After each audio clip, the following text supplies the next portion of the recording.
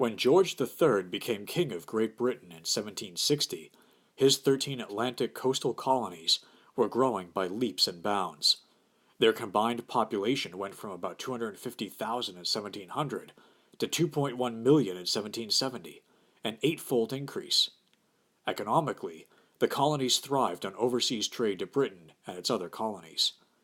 Each of the 13 colonies had its own government, and people were used to a great degree of independence. Along with increasing population and prosperity, a new sense of identity was growing in the colonists' minds. By the mid-1700s, colonists had been living in America for nearly 150 years. Colonists saw themselves less as British and more as Virginians or Pennsylvanians. However, they were still British subjects and were expected to obey British law. In the 1660s, Parliament had passed trade laws called the Navigation Acts. These laws prevented colonists from selling their most valuable products to any country except Britain. In addition, colonists had to pay high taxes on imported French and Dutch goods. However, colonists found ways to get around these laws. Some merchants smuggled in goods to avoid paying British taxes. Smugglers could sneak in and out of the many small harbors all along the lengthy Atlantic coastline. British customs agents found it difficult to enforce the Navigation Acts.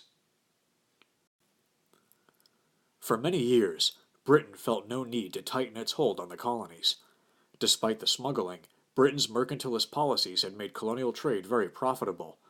Britain bought American raw materials for low prices and sold manufactured goods to the colonists. And despite British trade restrictions, colonial merchants also thrived. However, after the French and Indian War ended in 1763, Britain toughened its enforcement of its trade laws. These changes sparked growing anger in the colonies. In 1760, when George III took the throne, most Americans had no thoughts of either revolution or independence. They still thought of themselves as loyal subjects of the British king. Yet by 1776, many Americans were willing to risk their lives to break free of Britain. During the French and Indian War, which lasted from 1754 to 1763, Great Britain defeated France and took over its colonies in North America. In the process, however, Britain had run up a huge debt.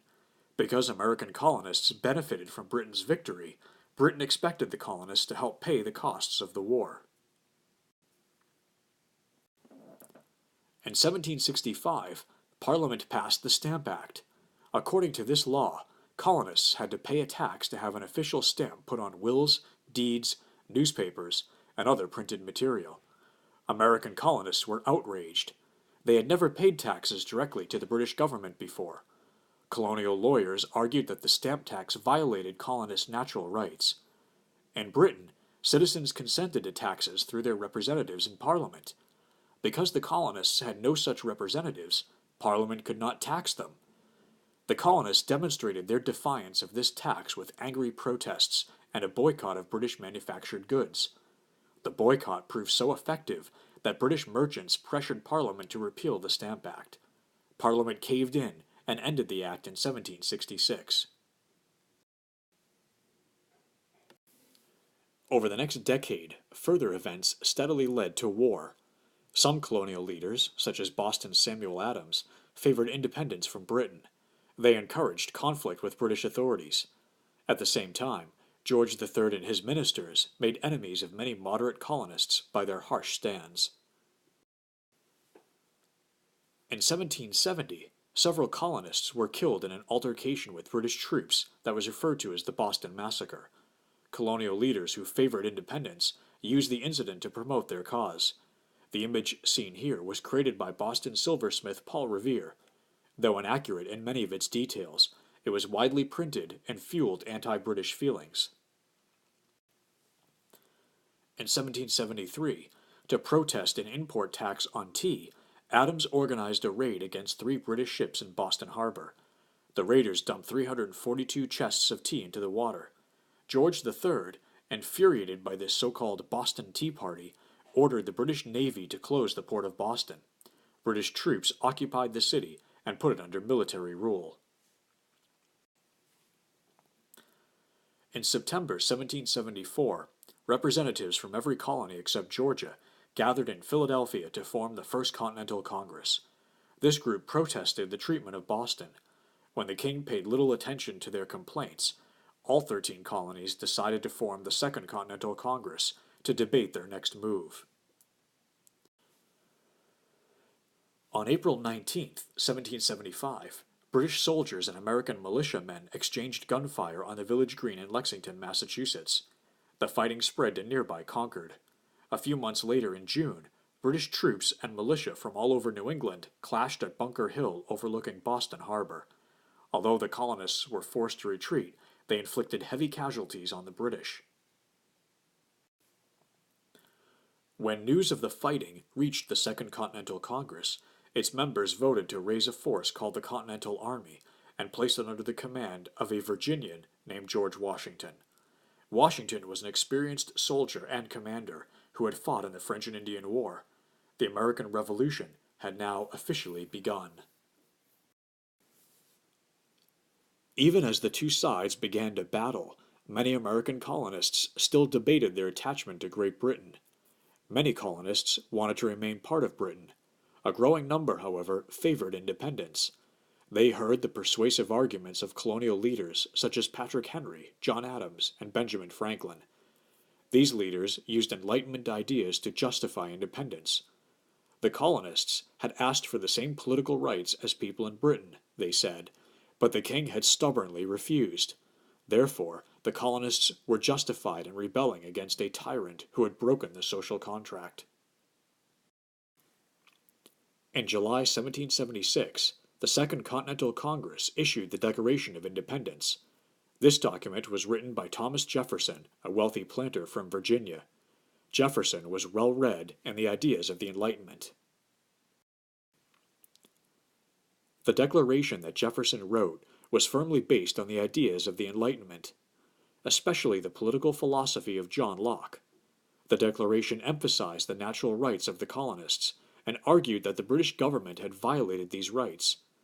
Since Locke had asserted that people had the right to rebel against an unjust ruler, the Declaration of Independence included a long list of George III's abuses. The document ended by breaking the ties between the colonies and Britain. No part of the Declaration more clearly reflected the influence of the Enlightenment than its eloquent opening statement. We hold these truths to be self-evident, that all men are created equal, that they are endowed by their Creator with certain unalienable rights, that among these are life, liberty, and the pursuit of happiness, that to secure these rights, governments are instituted among men, deriving their just powers from the consent of the governed. When war was first declared, the odds seemed heavily weighted against the Americans. Washington's ragtag, poorly trained army faced the well-trained forces of the most powerful country in the world. In the end, however, the Americans won their war for independence. Several reasons explain their success. First, the Americans' motivation for fighting was much stronger than that of the British. The Americans saw themselves as defending ideals of freedom and liberty, and were protecting their homes and families. Second, overconfident British generals made several mistakes that allowed the Americans to survive and keep fighting. Third, the British faced immense challenges in communicating with their armies in America and keeping them supplied. Fourth, time itself was on the side of the Americans. The British could win battle after battle, as they did, and still lose the war.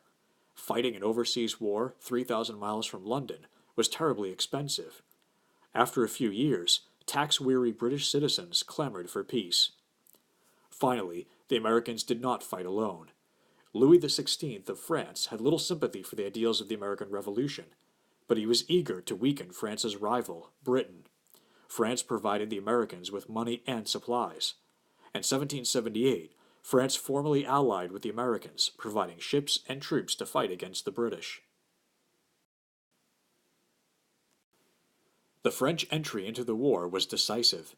In 1781, a combined force of American and French troops trapped a British army commanded by Lord Cornwallis near Yorktown on the coast of Virginia. Unable to escape, Cornwallis surrendered. The Americans were victorious. Shortly after declaring their independence, the 13 individual states recognized the need for a national government. As victory became certain, in 1781 all 13 states ratified a constitution. This plan of government was known as the Articles of Confederation. The Articles established the United States as a republic, a government in which citizens rule through elected representatives. To protect their authority, the 13 states created a loose confederation in which they held most of the power. Thus, the Articles of Confederation deliberately created a weak national government. There were no executive or judicial branches. Instead, the Articles established only one body of government, the Congress. Each state, regardless of size, had one vote in Congress. Congress could declare war, enter into treaties, and coin money. It had no power, however, to collect taxes or regulate trade. Passing new laws was difficult because laws needed the approval of 9 of the 13 states. The limits on the national government imposed by the Articles of Confederation soon produced many problems. Although the new national government needed money in order to operate, it could only request contributions from the states. Angry Revolutionary War veterans bitterly complained that Congress still owed them pay for their service in the war. Meanwhile, several states issued their own money, which created confusion. Some states even put tariffs on goods from neighboring states, which caused trade between the states to grind to a halt. The nation's growing financial problems sparked a violent protest in Massachusetts. Debt-ridden farmers, led by a war veteran named Daniel Shays, demanded that the state lower taxes and issue paper money so that they could repay their debts. When the state refused, the rebels attacked several courthouses. Massachusetts authorities quickly crushed Shays' rebellion. Concerned leaders such as George Washington and James Madison believed that Shays' rebellion underscored the need for a strong national government. In February 1787, Congress approved a constitutional convention to revise the Articles of Confederation. The Constitutional Convention held its first session on May 25, 1787. The 55 delegates were experienced statesmen who were familiar with the political theories of Locke, Montesquieu, and Rousseau. Although the delegates shared basic ideas on government, they sometimes disagreed on how to put them into practice.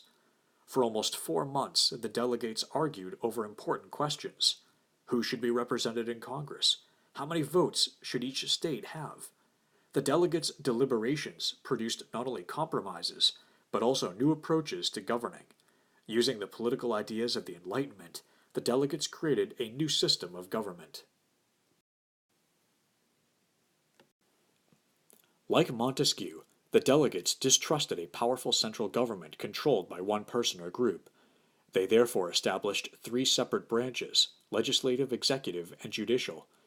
This provided a built-in system of checks and balances, with each branch checking the actions of the other 2. For example, the president received the power to veto legislation passed by Congress. However, the Congress could override a presidential veto with the approval of 2/3 of its members. Although the Constitution created a strong central government, it did not eliminate local governments. Instead, the Constitution set up a federal system in which power was divided between national and state governments. The delegates agreed with Locke and Rousseau that governments draw their authority from the consent of the governed. The Constitution's famous preamble sums up this principle. We the people of the United States, in order to form a more perfect union, establish justice, ensure domestic tranquility, provide for the common defense, promote the general welfare, and secure the blessings of liberty to ourselves and our posterity, do ordain and establish this Constitution for the United States of America. The delegates signed the new Constitution on September 17, 1787.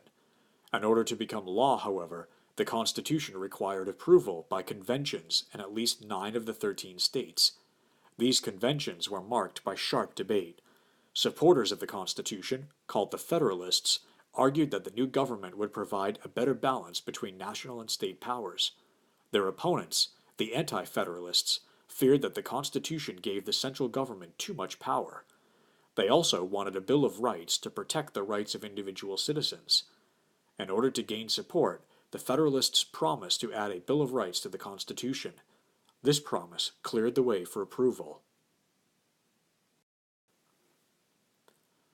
Congress formally added to the Constitution the 10 amendments known as the Bill of Rights. These amendments protected such basic rights as freedom of speech, press, assembly, and religion. Many of these rights had been advocated by Voltaire, Rousseau, and Locke. The Constitution and Bill of Rights marked a turning point in people's ideas about government. Both documents put Enlightenment ideas into practice. They expressed an optimistic view that reason and reform could prevail and that progress was inevitable. Such optimism swept across the Atlantic. However, the monarchies and the privileged classes didn't give up power and position easily.